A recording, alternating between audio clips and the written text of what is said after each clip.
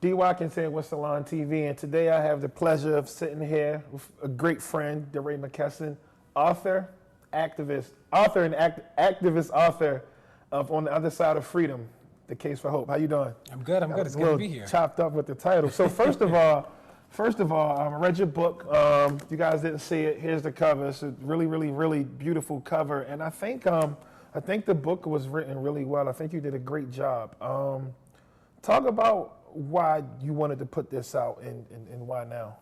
Yeah, I was thinking about I was listening to a sermon, and the sermon was called Don't Tell Your Story Too Soon. And I remember being like, that's a great title of a sermon. And what he says in the sermon is sometimes you can tell your story so soon that all you see is the pain, not the purpose. Mm-hmm. And I thought about that like if I had written a book 3 years ago, it would have been about the pain of protest. It would have been about the play-by-play. But I wanted to step back and think about like, what were the themes? What were like the lessons? What did I learn? What did I want to share about where we've been and where we could go? And that was this. So it's like stories about protests, about the police, about what it means to be a gay black man in this moment, my relationship with my mother, these things that I've never really written about before. I wanted to put them in something longer than a tweet. So you got really, really personal. Was that difficult? You know, my mother left when I was 3 and came back when I was 30. I think that, I've talked about that before. I've never written about it. So that was hard. You know, I've had a hard past couple days, and the other day I woke up and I was angry with her for the first time in a while because I just wanted a mother, right? I just wanted like a place that I knew that love lived, and she is not that for me in that way. So that chapter was hard. Well, sometimes like when you go through situations like that, you get that love and energy from different places. Yeah. Has that been your experience, or? Yeah. You seem really close with your dad. Yeah. Calvin's great. My father's great. I either call him like Daddy or Calvin. So I'm like, but he's great, and like, he was a stereotypical like. Water fixed everything. You're like, Daddy, my back hurts. He's like, did you drink water? You're like, Daddy, what is going on? Water ain't it. So he's fun and he's great. And me, my sister, and my father, like, it was the 3 of us. And my great-grandmother lived with us until 6th grade. But like me, my sister's name is DeRay. We're not twins. We're just black from Baltimore. So he's great. And I've had a lot of other women sort of take that motherly role. But, it's like, there's like your mother, like I just didn't have that. So before this book, a lot of people, they know you as an activist, they know you as a protester, they know you as a really, really large Twitter personality, but now they get a chance to put a personal story behind that. Was that like the point, or? I think it was, people do know me for those things. I think I wanted to like share the things I learned, So like we have done so much work around data on the police. And like we've sort of tweeted it and but we haven't like put it in one place. And I wanted to put it in one place, So I want people to read chapter 3 and be like, wow, I just didn't even know this. Do people struggle with understanding that? So when they say like, well, what are these guys doing? How are they making a difference? And do you present that data? Are they not able to comprehend? Or is it something that that needs to be explained to them, and you do that in the book? I think that people are so used to programs. So I get a lot of criticism. They're like, what are you doing in community? And like the thought that I don't run an after school program or like am not working on like a housing cooperative means that I don't care, right? Like I think that, so when we talk about we're doing all this work around data, which is taking a whole lot of time and like a whole lot of people to manage, I think people like just don't have a framework to think about that as work. They only can think about a set of programs as work. And I believe in program stuff, but I did that already, right? I did that. So when we do tell them things that like, if a newspaper doesn't write about you and the police kill you, then you don't exist in the database. And like people are like, oh, that's wild. I think people don't know how much work it takes to do the data stuff. Well, maybe it can translate too, because it's like somebody might say, wow, well, if a police officer pulls out his gun, I can't whip out this data. You know what I mean? Right. So maybe they look at it like that, even though I understand that if you're fighting a war, you need people fighting on multiple fronts. So you need the person running that program, but then you need the person collecting data. But that doesn't always translate to people who feel like they're in the midst of some of these movements and what happens. Has that happened to you? Because I know you bumped heads with other activists from different places before. Has it been like, how do you connect your work to their work, or is it like this is my territory type of thing? I think we're always trying to find like what's the best entrance. So in Austin, for example, we did the first ever database of police union contracts in the country. The Austin activists saw it. They were like, help us out. We went down, we supported them, and they organized to get the whole city council to vote against the police union contract. And it was great, right? So there's some places like that. And then there's some places where like you think about Florida is that like name something you can buy for $300. A Gucci belt? You like, oh, Gucci'd out. A Gucci belt. So in Florida, theft over $300 is a felony, and when you become a felon, you permanently lose the right to vote. And people don't think about that. That like, could you imagine stealing a Gucci belt at 18 and forever losing the right to vote in Florida? That's like a wild thing, right? So for some people, they hear that and they're like, oh, that's great. And we're like, yes, that is wild. And like, you can do that, right? So when we say the system is broken and people say, oh no, it's working exactly like it was designed, what we take away from that is that it was designed, right? Like somebody made all this stuff up. So I think about, I was in a youth jail not too long ago, and I was helping them think about, like, somebody made this up, right? Like, these aren't naturally crimes, right? Like, somebody sat down, and because somebody made it up, we can actually come together to remake it. So how do you, like, how do you take these things and you take this work and you make it more applicable? Because I keep coming back to this whole idea of, people even love DeRay or they hate DeRay. You know what I'm saying? It's no in the middle. And I don't see you as this big figure that is like controlling the world. I'd see you as DeRay that, is walking through the festival with the artwork. So I don't really, I don't understand what happened when the dude was like spazzing out on Twitter in Ferguson, in St. Louis. I don't know what his beef was, but he was saying that like, he feels like he's an on-the-ground activist. And how does his work conflict with your work? Like, I don't understand the anger. And how do you deal with a situation like that? Yeah, I think that St. Louis is special, and when we look at the data, St. Louis has the highest rates of police violence in the country. So it is actually not surprising that the protest started there and the movement started there. I think that the frustration of so many people who were in the street at that time when we were all on the street in 2014 is that they have been largely sort of removed from the narrative around the movement, right? That like in the way people talk about the movement today, it sort of either makes Ferguson like the inevitable conclusion of other people's organizing, or they literally just don't write it. I read a book recently about the movement and like Ferguson just doesn't even appear, right? Which is like a lot. So I think that his frustration, I think that a lot of people's frustration is born out of that. When I think about me personally, there are these misconceptions around money. People think that like me and the people I'm close to raised millions of dollars in the protests. And I was going to ask you for a loan before we left. And that isn't the case. And then I do think that a lot of people are like, well, and this is the thing in our hometown of Baltimore. People do that. If you haven't done it with me or like me, then it's not real. So you're right. I didn't organize with you. I'm not working on a project that we're doing together. And not that I don't believe in that work, but that's just not how I chose to be in the space. So like that, I think is something. So when I was the chief of human capital in the school system in Baltimore, people are like, DeRay's never done anything. It's like, well, I was the youngest chief in the history of the school district. Like that was hard work. It was important work. And like, I believe that all kids deserve great teachers every day. And like, just because you weren't doing work at that scale doesn't mean you weren't doing great work. I would never invalidate your work, but people sort of do that when it comes to me. I don't know. It is this interesting thing that I've been trying to grapple with is like, why do you want me to be wrong? Like, what is it about it? So, like, I don't work with foundations and organizations and things like that, but I know a lot of those people do. So my thinking is like, if I work with this organization and I know that DeRay has this big platform, why not connect with him so that it can give legs to the things that I'm working on instead of attacking him? I don't know why people don't think like that, because I don't think you pick fights.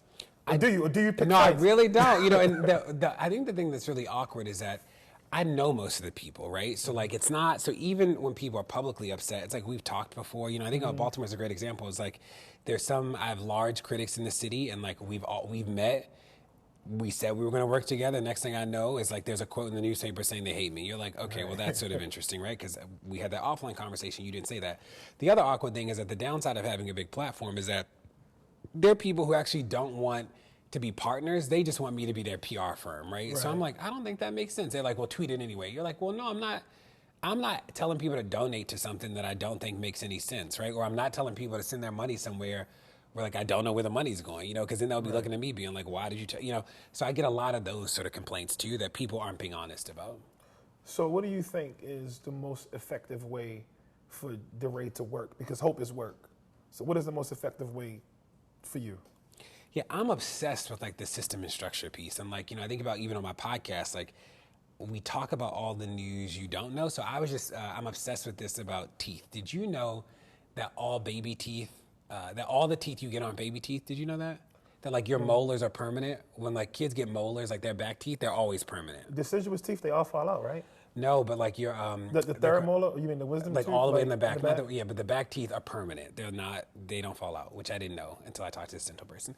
And that matters because what kids should get is that they should get their teeth sealed. Like you can get your teeth sealed so they just can't, like nothing can get in them to cause cavities, which is fascinating. So you have 32 teeth as an adult, but as a child you have what? It's not 32. It's not 32, but so. But the molars are permanent. The molars are permanent. But right? the canines and the central This incisors. stuff is going to call out. Yep. So like, if that tooth rots as a 6-year-old, you're screwed. If your molar rots as like a kid, you're like screwed. But you can actually get your tooth sealed, which I think is fascinating to me. And there's a real class divide. Like a lot of people in poor communities and people of color don't even know they can do it, right? Okay. And I'm obsessed with things like that. Or like, do you know why kids ate paint chips? Or why kids eat paint chips? Because they're sweet. They taste Because like it's candy. sweet. Yeah. How did you know that? My little brother got a check.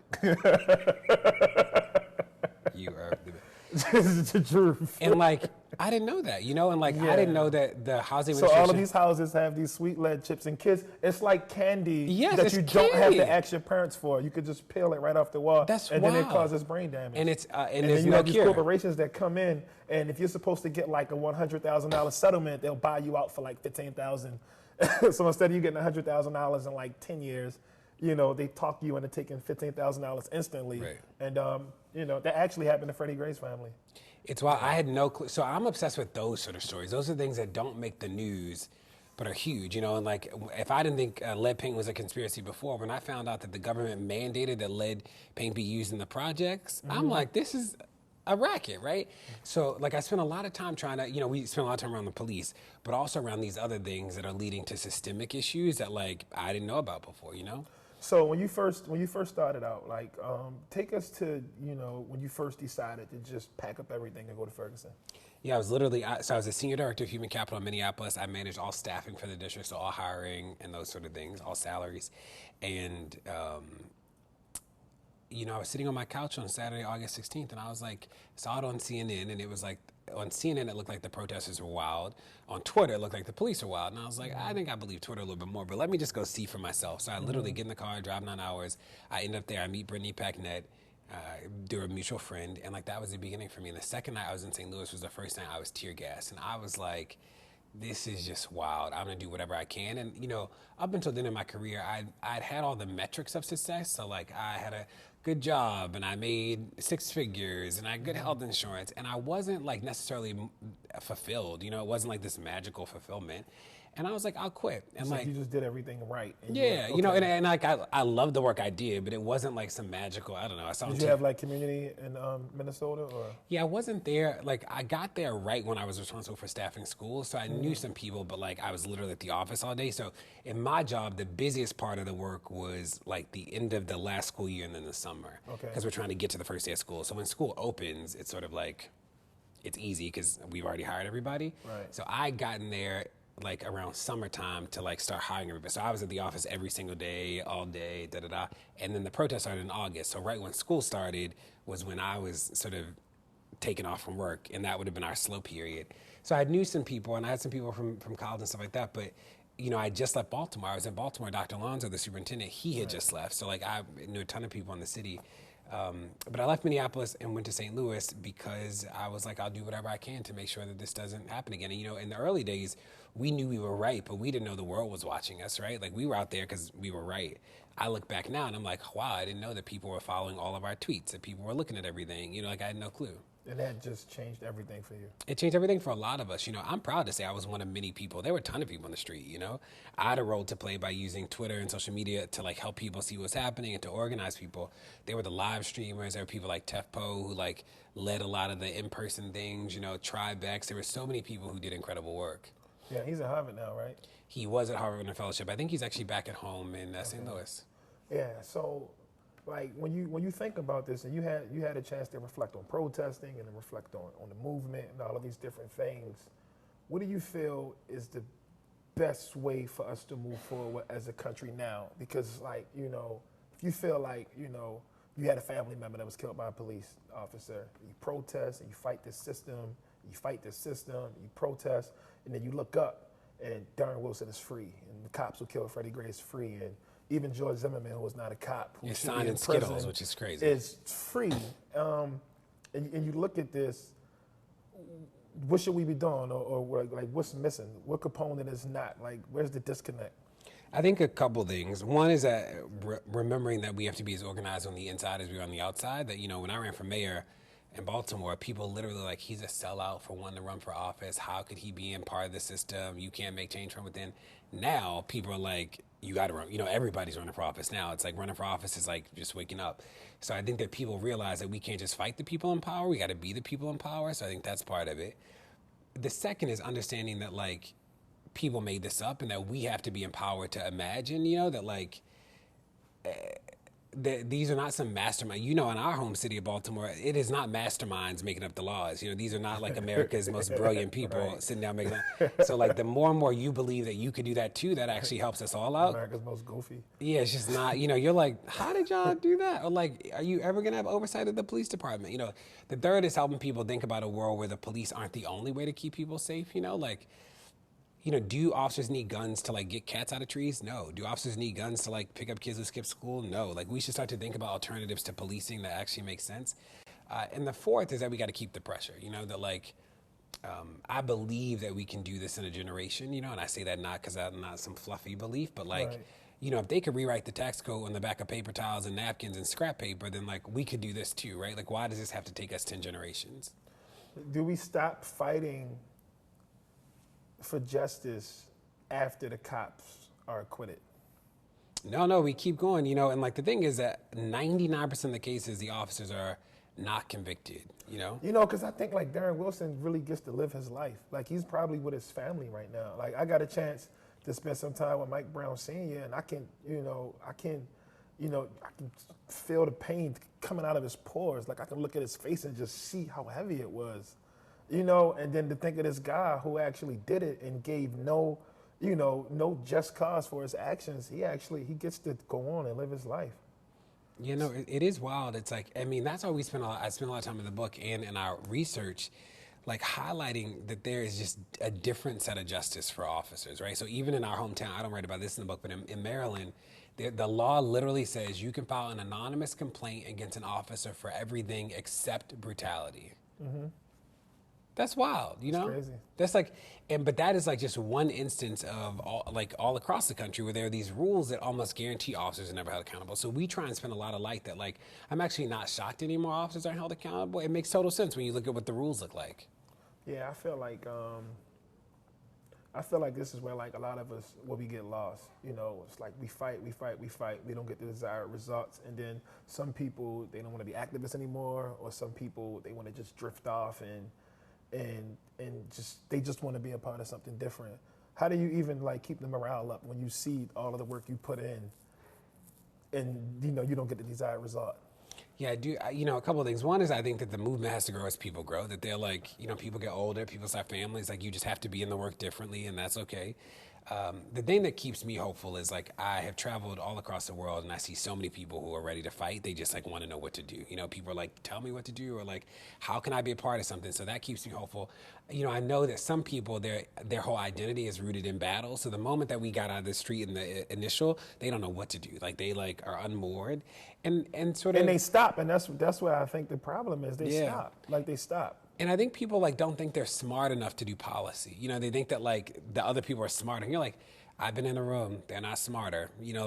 Right. Part of it is like helping you believe that you have the power to do this stuff. And like, I spend a lot of time on that being like, well, what do you think this should say? Like in Austin, what was so beautiful is that those organizers were able to make the contract seem so simple to people. So like when we went down for the city council meeting, they had public testimony from 3 p.m. to 11 p.m. It was incredible, but they did such a good job of like helping people see like, here's what this says and you can fight back against this. Right.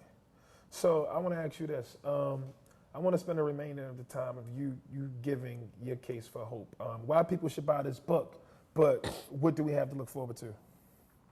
Yeah, I think that, there's so many things. Like, I'm mindful that people made the system up, and because, like I said, people made it up, we can make something different. When I think about hope is a belief that our tomorrows can be better than our todays. This notion that like the way the world is today isn't the best way the world can be. That's why people on the street, that's why people running for office, that's why people have shows like yours, right? Is this understanding that like we can actually do something better. When I think about the book, it's the most important lessons I've learned over the past 4 years, 5 years, not only about where we've been, but how we get to the other side. The reason I call it On the Other Side of Freedom is we know what's on this side of freedom. You know, on this side of freedom, we arrest more people for weed than all violent crimes combined. A third of all the people killed by strangers, killed by a police officer. White high school dropouts have more wealth than all black college graduates. Like, we know what's on this side of freedom. The question becomes, like, how do we dream about the other side of freedom, and how do we get there? Tell everyone where they can get the book. You can get the book at DeRay.com, DeRay.com, or you can get it at your local bookstore. Thank you.